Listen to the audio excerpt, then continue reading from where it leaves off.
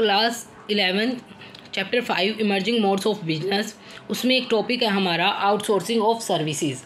Outsourcing of services क्या होता है, ये थोड़ा मुश्किल लगता है कि एक्चुअल में ये है क्या, वो हम करेंगे बहुत इजीली। आउटसोर्सिंग ऑफ सर्विसेज, जब आप सर्विसेज को बाहर से लेते हैं, जब कोई भी बिजनेस सर्विसेज को बाहर से लेता है, that is called outsourcing of services. इसको हम बिजनेस प्रोसेस आउटसोर्सिंग भी बोल सकते हैं। अब इसको समझने के लिए पहले हमें देखना है कि बिजनेस एक्टिविटीज़ हमारे दो टाइप से हो सकती है, एक तो हम खुद परफॉर्म करें और एक बाहर से परफॉर्म करवाएं। एक परफॉर्म इटसेल्फ, यानी प्रोडक्शन, बाइंग, सेलिंग, ये सब हमें खुद परफॉर्म करते हैं हम। और अब कुछ एक्टिविटीज़ होती हैं like advertising, courier, financial consultancy services, ये हम खुद भी कर सकते हैं और बाहर से भी करवा सकते हैं। जब विद इन ऑर्गेनाइजेशन करते हैं तो नहीं होता, जब आउटसाइड ऑर्गेनाइजेशन करते हैं तो उसको बोला जाता है BPO, यानी बिजनेस प्रोसेस आउटसोर्सिंग। जब हम बाहर से अपनी कुछ सर्विसेज लेते हैं, that is called BPO। It refers to obtaining some services from outside the organization in order to run the business successfully and in cost effective manner। जब आप अपने बिजनेस को सक्सेसफुली चलाना चाहते हैं और कॉस्ट इफेक्टिव मैनर में चलाना चाहते हैं तो आपको कुछ सर्विसेज बाहर से लेते हैं, दैट इज़ कॉल्ड BPO। इसकी क्या एग्जांपल हो सकते हैं, जैसे एडवर्टाइजिंग सर्विसेज ले ली, बहुत सारी एडवर्टाइजिंग एजेंसीज हैं। कुरियर सर्विसेज लेना, कुरियर एजेंसीज बहुत सारी हैं।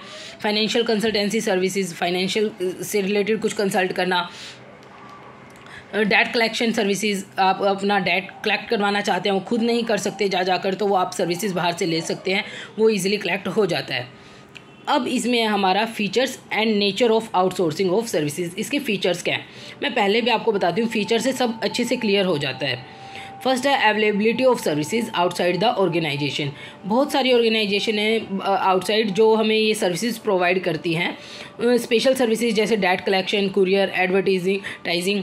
सेकेंड है स्पेशलाइज्ड सर्विसेज, क्योंकि हम एक सिंगल सर्विस प्रोवाइड करती हैं, ये उस काम में अपने में इतनी स्पेशलाइज्ड होती हैं कि ये काम बहुत इजीली कर देती हैं और हमें स्पेसिफिकेशन की फैसिलिटी मिल जाती है। Third cheaper source of services, क्योंकि ये बहुत लार्ज स्केल पर करती हैं तो इनको उसकी कॉस्ट कम आती है, तो वो कॉस्ट हमारे भी कम पड़ेगी, तो इसलिए चीपर सोर्स ऑफ सर्विसेज माना जाता है। Increasing the efficiency of users. अब बोला जाता है कि इंक्रीज़ कैसे होती है एफिशिएंसी, क्योंकि जब आपका मेन काम पर आप इससे ध्यान दे सकते हो, अपने साइड वाले काम हटाकर आप मेन काम पर ध्यान दे सकते हो। जैसे आपने कुरियर सर्विसेज बाहर से ले ली, अब आपको उसकी टेंशन नहीं है, आप जो अपना मेन काम है, जो प्रोडक्शन है, जो आपके मेन फाइनेंशियल थिंग्स हैं, आप उनके ऊपर फोकस कर सकते हो। इसीलिए ये इंक्रीज़ करता है फाइनेंशियल सर्विसेज को। अब इसका फ़ायदा क्या है, हमें इसकी नीड क्या है एक्चुअल में जो BPO किया जाता है। ऑब्टेनिंग गुड क्वालिटी सर्विसेज, मैंने अभी बताया, क्योंकि वो एक ही टाइप की सर्विसेज प्रोवाइड करते हैं तो वो इतने स्पेशलाइज्ड होते हैं कि वो हमें बहुत अच्छी क्वालिटी प्रोवाइड करते हैं।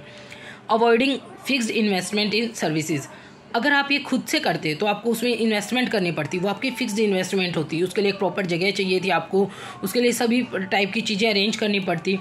अब वो फिक्स्ड इन्वेस्टमेंट ना करके आप वो उसको अवॉइड कर रहे हैं और बाहर से सर्विसेज ले रहे हैं, वो ज़्यादा सस्ती पड़ती है। Smooth running of the business, आपका बिजनेस बहुत स्मूथ चलता है। स्मूथ कैसे चलता है, क्योंकि आपका मेन कामों पर ध्यान रहता है बहुत ज़्यादा और उससे आप अपना बिजनेस को स्मूथ रनिंग में हेल्प करते हैं। अब है आउटसोर्सिंग ऑफ सर्विसेज जो है यानी BPO, उसके टाइप क्या है। मेनली इसको 4 टाइप में डिवाइड किया गया है, financial services, advertising services, courier services and customer support services. First है हमारा फाइनेंशियल सर्विसेज। फाइनेंशियल सर्विसेज को 2 पार्ट में डिवाइड किया गया है, factoring facility and merchant banking services. Factoring facility क्या होती है, जो फैक्टरिंग एजेंसीज के थ्रू प्रोवाइड करवाई जाती है, जैसे advance money on credit sale. आप क्रेडिट सेल करते हैं तो उससे आपके पास पैसा कम हो जाएगा, तो ये जो फैक्टरिंग एजेंसीज है वो आपको एडवांस मनी प्रोवाइड कर देती हैं। डेट कलेक्शन, डेट कलेक्शन आपने किसी को क्रेडिट सेल किया, उसको उनसे वापस लेने में, डेट कलेक्ट करने में फैक्टरिंग एजेंसीज आपकी को ये सर्विस प्रोवाइड करती है। Merchant banking services, merchant banking services share और डिबेंचर से रिलेटेड है। जब भी आप कोई भी सिक्योरिटीज़, शेयर, डिबेंचर ये सब इशू करना है, उसकी एप्लीकेशन, उस फॉर्म, उसका प्रोस्पेक्टस इशू करना, उससे रिलेटेड जो भी एक्टिविटीज़ होती है, उसके डॉक्यूमेंट्स प्रिपेयर करना, ये सब उसमें आपकी हेल्प करती है। एडवर्टाइजिंग सर्विसेज, एडवर्टाइजिंग एजेंसीज आपने देखा ही होगा बहुत सारी, आप उनके थ्रू एडवर्टाइजिंग अपनी करवा सकते हैं ताकि आपकी खुद की कॉस्ट ज़्यादा ना आए। उनको एक्सपीरियंस होता है, उनकी स्पेसिफिकेशन होती है, वो आपको ये सर्विस प्रोवाइड करवा देते हैं। Courier services to send letter, documents, parcels etcetera. आपको अगर लेटर सेंड करना है, डॉक्यूमेंट सेंड करना है, पार्सल सेंड करना है, ये बहुत स्पेशलाइज्ड पर्सन्स होते हैं जो आपको ये सर्विस प्रोवाइड करते हैं कुरियर सर्विसेज। आप कभी भी अपने जब भी आपको लेना हो तो आप अपना एग्जांपल देख सकते हैं। आपके पास जो भी डिलीवरी आती है उनको पता होता है, जगह पता होती है, सब पता होता है, बहुत ईजिली कुरियर सर्विसेज प्रोवाइड की जा सकती हैं। Customer support services, customer support services में क्या आता है, जैसे होम डिलीवरी करना गुड्स की, आफ्टर सेल सर्विसेज प्रोवाइड करवाना। ये मेनली जो टीवी, फ्रिज, इन सब के जो मैन्युफैक्चरर होते हैं वो ज़्यादा ये कस्टमर सपोर्ट सर्विसेज प्रोवाइड करवाते हैं, क्योंकि उनको बाद में आफ्टर सेल सर्विसेज ये सर्विसेज देने की ज़रूरत होती है। जैसे कुछ ख़राब हो गया उसको ठीक करना, उसकी दोबारा से कोई और उनको फैसिलिटी देना। अब एक वर्ड आता है हमारा KPO। ये बहुत मुश्किल लगता है कि ये क्या है। नॉलेज प्रोसेस आउटसोर्सिंग, BPO से अलग, BPO से अलग जो है नॉलेज प्रोसेस आउटसोर्सिंग। ये क्या होता है? KPO refers to obtaining high end knowledge from outside the organisation in order to run the business successfully and in cost effective manner. जब आप हाई एंड नॉलेज का यूज़ करते हैं, मतलब ऐसी कोई स्पेशल नॉलेज होती है जिसके पास, उसका यूज़ करते हैं अपने बिजनेस को चलाने में और कॉस्ट इफेक्टिव मैनर में चलाने में। It occupies higher end of BPO। जब BPO से भी ये हायर एंड ऑक्यूपाई करता है, ये मतलब BPO से भी बड़ा है, जब वहाँ ख़त्म हो जाता है तो ये स्टार्ट हो जाता है। It focuses on knowledge expertise instead of process expertise. जो BPO है वो प्रोसेस एक्सपर्टाइज पर ध्यान देता है, बट जो KPO है वो नॉलेज एक्सपर्टाइज पर ध्यान देता है। It provides all non-core activities, not only costs are minimized and efficiency improved but the total business improves। ये अकेला ऐसा नहीं है कि कॉस्ट मिनिमाइज की जा रही है, एफिशिएंसी बढ़ रही है, बट हमारा पूरा टोटल बिजनेस ही इम्प्रूव होना चाहिए, ये इस बात पर ध्यान देता है। इसलिए इसमें उन पर्सन्स को सिलेक्ट किया जाता है जिसको वर्क एक्सपीरियंस होता है, उनके अंदर एटीट्यूड होता है, बहुत स्पेशलाइज्ड जो पर्सन्स होते हैं उनको सिलेक्ट किया जाता है। जैसे इसमें इंक्लूड करेंगे medical services, legal services, research and technological, इस टाइप की जो सारी आएंगी वो सारी होती है हमारी नॉलेज प्रोसेस आउटसोर्सिंग में।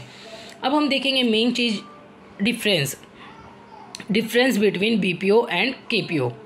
इसके बेसिक डिस्टिंक्शन क्या है? एक्सपर्टाइज, अभी हमने किया, ये प्रोसेस एक्सपर्टाइज पर फोकस करता है और ये करता है नॉलेज एक्सपर्टाइज पर। इसमें जो प्रॉब्लम सोल्व की जाती है BPO में वो प्री डिफाइंड वे होता है, मतलब आपको उसी वे में चलना है और उसके थ्रू आपको प्रॉब्लम सोल्व करनी है। बट जो KPO होता है, इसमें जो पर्सन होता है वो इतना स्पेशलाइज्ड होता है कि जब आपके पास प्रॉब्लम आती है आप उसको उसी के हिसाब से सोल्व करेंगे, उसी टाइम सोल्व की जाएगी।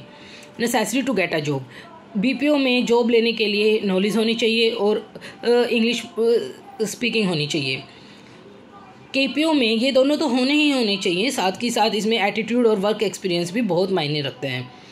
इसके अंदर जो सर्विसेज कवर्ड की जाती है BPO में, factoring facility, advertising services, courier services, customer support services, ये सब इंक्लूड किया जाता है।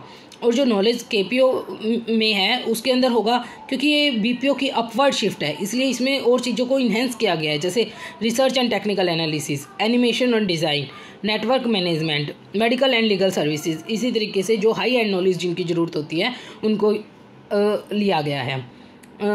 अब आपको BPO और KPO अच्छे से समझ आ गया होगा, मुश्किल टॉपिक नहीं लग रहा होगा अब आपको बिल्कुल भी। तो ये था हमारा इमर्जिंग मोड्स ऑफ बिजनेस का BPO एंड KPO।